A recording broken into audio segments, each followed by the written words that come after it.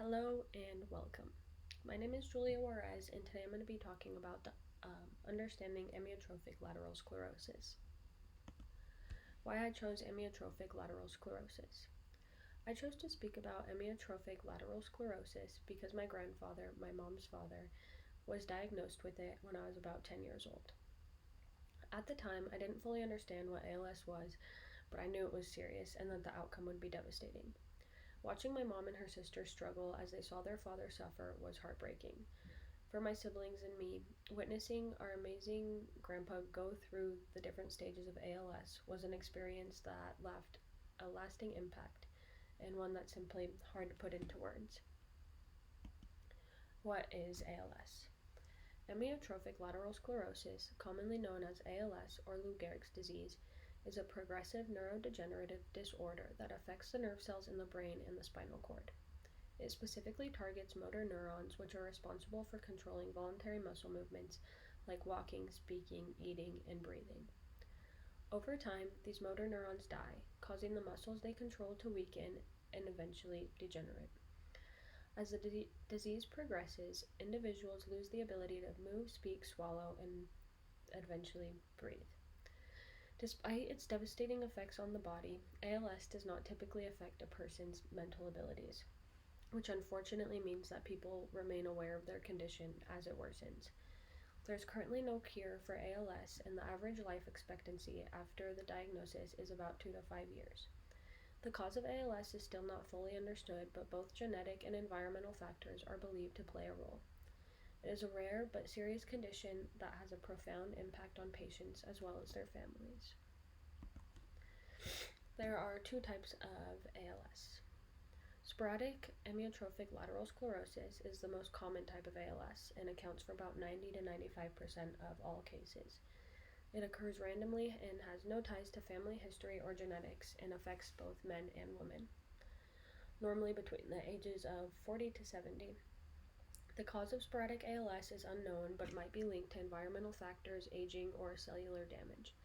The symptoms and progression vary depending on the individual. Familial amyotrophic lateral sclerosis is a genetic form of ALS where the mutation in genes are passed down throughout the family. It only accounts for about 5 to 10 cases of ALS and typically shows up in the younger ages. So it's definitely more rare than sporadic ALS. Familial ALS, also known as more aggressive progression, also has more aggressive progression than sporadic ALS, and it is frequently inherited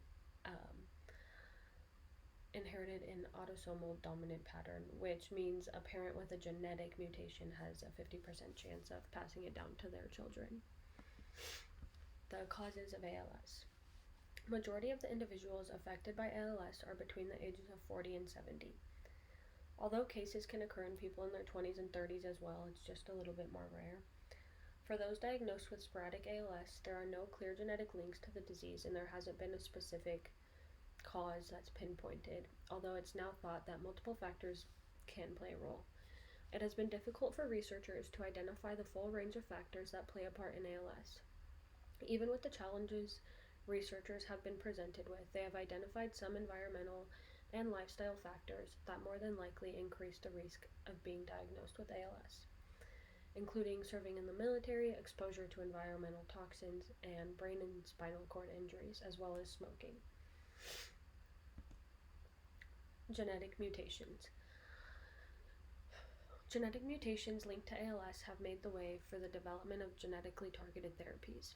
These therapies are designed to identify and interact with the mutated DNA and RNA or the abnormal proteins they produce to help stop, slow, or possibly reverse the progression of ALS. A genetic mutation alters the sequence of letters in a person's DNA, which are the instructions for building specific proteins. When a cell needs to make a protein, it copies the mutated gene into RNA through a process called transcription. The RNA then acts as a messenger, carrying these instructions from the cell's nucleus to the ribosomes, where the proteins are made. At the ribosome, the genetic code is translated into amino acids, which are the building blocks of proteins. If the RNA carries a mutation, it results in the creation of a faulty protein. One important example is the SOD1 gene, which contains the instructions for making superoxide dismutase type 1, which is a protein that normally helps rid toxins in the brain. However, when the SOD1 gene is mutated, it produces a defective form of the protein. And not only does this faulty protein then fail to perform its normal, proper job, but it also clumps together, which forms harmful aggregates, and over time these aggregates accumulate and damage the nervous system, contributing to the development and progression of ALS. And something that is helpful in familial ALS is gene therapy, which has been having like a lot more research recently than in the past. So gene therapy focuses on the mutated genes that produce toxic proteins that contribute to nerve cell death. The ultimate goal is to either block the production of proteins or replace the faulty gene with a healthy one. Another way is using antisense oligonucleotides, ASOs, which are short synthetic strands of DNA or RNA designed to bind to certain RNA sequences. And when they are attached, they can silence the mutated gene, which prevents the protein production, excuse me, alter the splicing of RNA to reduce the formation of toxic proteins, and break down the faulty RNA before it is translated into the harmful proteins. Gene therapy is still an ongoing experiment, although it offers significant hope for those who are diagnosed. Environmental toxins.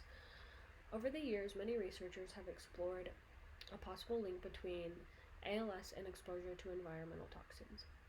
Substances studied include, bear with me on this, beta-methylamino L-alanine, BMAA, heavy metals such as lead, mercury, zinc, and copper, as well as pesticides, herbicides, and insecticides. Additionally, industrial solvents like benzene, formaldehyde, and methylene chloride have also been looked into for their potential role in the development of ALS. BMAA has been studied the most and is produced by some kind of cyanobacteria that is typically found in bodies of water. And the link was first made when cycad seeds were identified in Guam after the amount of ALS cases became 50 to 100 times more common than normal in the native Chamorro people whose normal diet consisted of those seeds, which I thought that was an interesting fact because I definitely did not know that before doing all my research on this presentation. Occupation and central nervous system injuries. Brain and spinal cord injuries. For a long time, trauma to the central nervous system has been considered to be a potential risk factor for being diagnosed with ALS. In 2021, researchers evaluated 14 different studies on this topic and came to the conclusion that having any type of head injury could increase the risk of ALS. Those with multiple or more severe head injuries were at higher risk, which could have possibly be a reason why those who serve in the military or play professional sports have an increased risk as well. And then occupation. Researchers have distinguished multiple occupations that may be associated with the increased risk of developing ALS. And these occupations include mining, welding, military service, professional sports, chemical operations, and painting. These jobs often involve exposures to toxins, physical stress, or trauma, which then can contribute to the elevated risk of being diagnosed. Diagnosis. Amyotrophic lateral sclerosis is a difficult disease to diagnose. Unfortunately, there is no specific test or procedure to indicate the presence of ALS. Diagnosing ALS calls for a comprehensive workup to rule out any other diseases that have similar symptoms. This includes blood and urine studies, checking serum protein levels, thyroid and parathyroid hormones, and collecting a 24-hour urine sample for heavy metal analysis, as well as electrodiagnostic tests like electromyography and nerve conduction velocity to evaluate nerve and muscle function. It is also recommended to get a second opinion or to go to an ALS specialist. And yeah, I find it kind of crazy the amount of tests that need to be done to diagnose someone with ALS, just because when my mom would have to take my grandfather to doctor's appointments when I was younger and stuff, I didn't fully understand it, and I would hear her and my aunt talk about it. And now that I have a better understanding, I feel like it makes me emotional. Symptoms. ALS is a disease that normally has a subtle onset. The first symptoms can vary person to person. One individual may have issues lifting a cup or grasping their phone, while someone else could experience their voice changing when speaking, like different pitch within their voice. The survival rate for ALS is 2 to 5 years, although the progression varies as well. Some people may live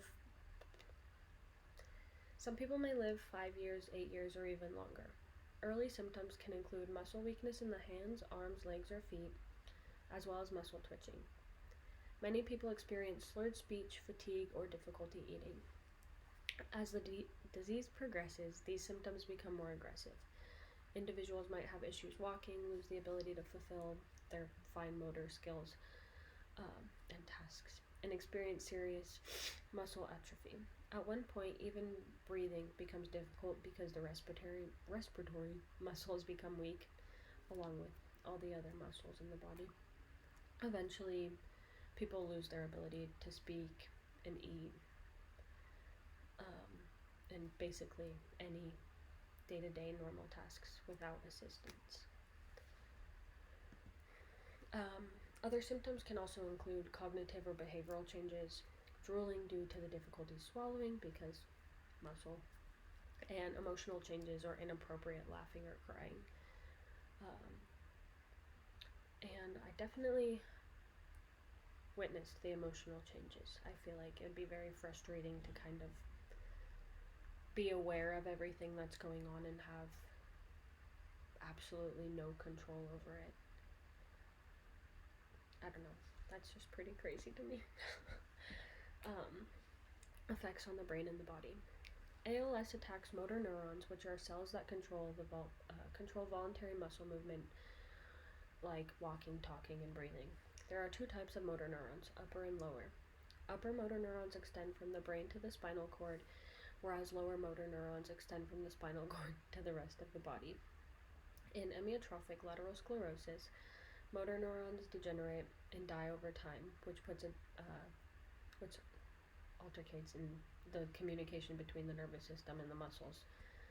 They no longer can talk. Without communication, the muscles stop receiving signals to work properly, causing them to weaken, shrink, and then atrophy takes place. ALS typically does not affect sensory nerves or cognitive abilities.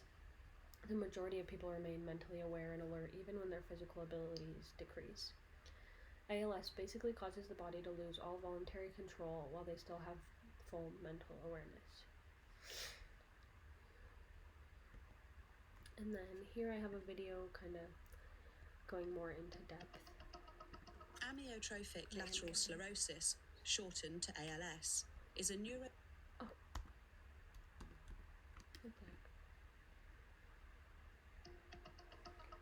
Amyotrophic lateral sclerosis, shortened to ALS, is a neurodegenerative disease which usually begins in adulthood and advances rapidly. It's characterized by the deterioration and loss of both upper and lower motor neurons. As the motor neurons stop sending signals, the muscles weaken, leading to paralysis. When the muscles in the diaphragm are paralyzed, this can be fatal. There is no known cure for ALS. For most people, the cause of their ALS is unknown, but some people inherit the disease from their parents. By studying the genes that are altered in these patients, scientists have pinpointed processes in the neurons that might be causing ALS.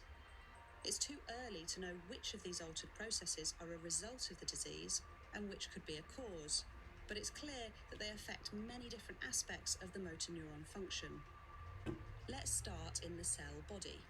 Here, proteins that are not transported into the nucleus build up in the cytoplasm. Errors in the systems that build up and break down proteins also cause other misfolded proteins to accumulate. The different proteins can then aggregate and can become toxic to cells in several ways. For example, they can damage mitochondria, the cell's power generators. Mitochondrial damage can lead to oxidative stress, which can trigger breaks in the DNA of the cell. ALS seems to affect DNA repair processes as well. When DNA breaks are poorly repaired, it ultimately contributes to the death of the neuron.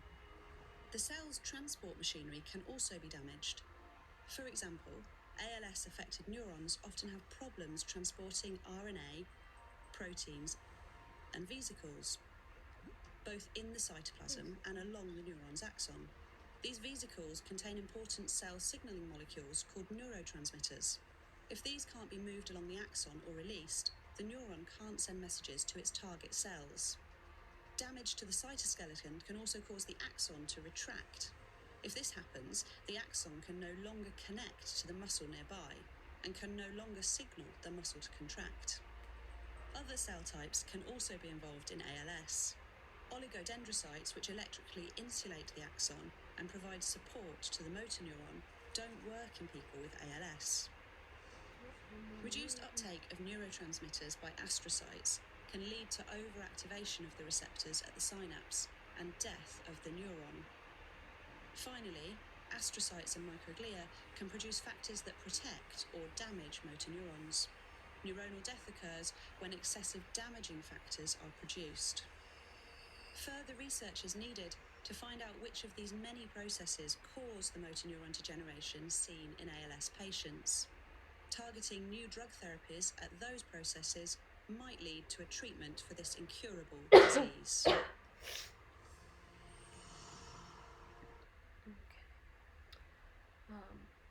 When I found that video, I thought it was super educational because it really goes into depth about the way that everything works, and I don't know, it's kind of, when I have a visual, I get a better understanding, and I feel like that really helped beyond the articles because there isn't a visual.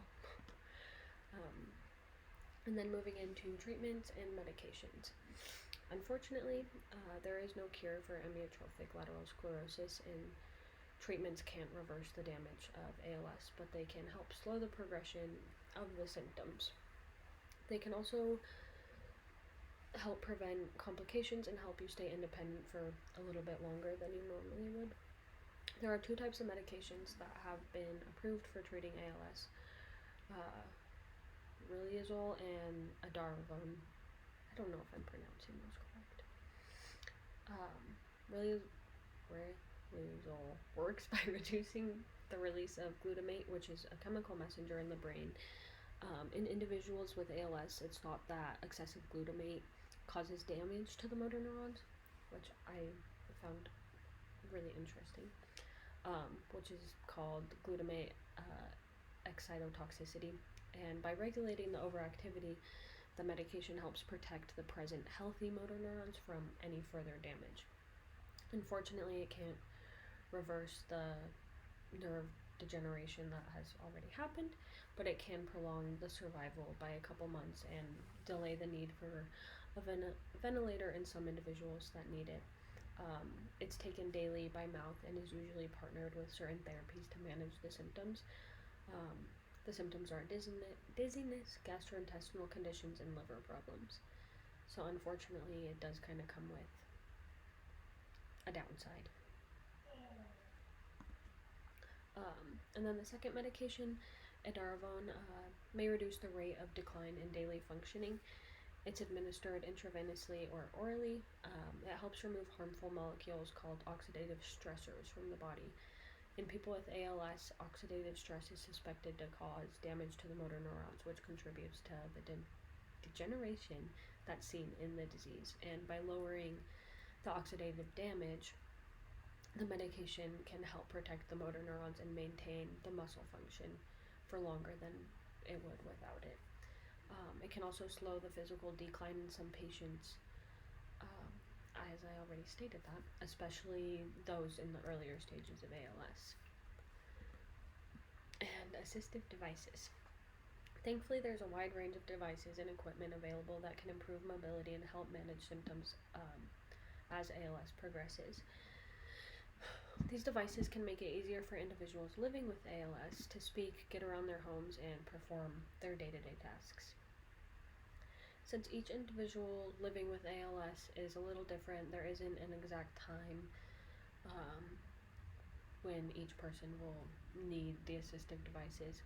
When a person with ALS loses the ability to walk, a power wheelchair can help them remain mobile, which is super helpful, as well as wheelchair ramps. They're often used when navigating the home becomes a bit more difficult. And there's also options for the ramps, which I think is really convenient because not everybody is fortunate enough to spend loads of money, um, especially while going through um, being diagnosed with ALS or being a family member with someone that has ALS. Because you could either get like a portable ramp, or if you decide to renovate a whole section of your house and build one and remodel. Um, and then when the muscles that control breathing are affected, your respiratory system, there's a respiratory assistance that is often used as well. Surgical and non-invasive respiratory aids that are available to those who need them. And then for those who experience speech loss or difficulty, because it can kind of change from person to person, augmentative and alternative communication devices are critical for continuing communication for those that need them. These devices include systems like sign language, picture boards or symbols, and electronic devices with synthesized speech. I get really excited about this one. I think it's super cool.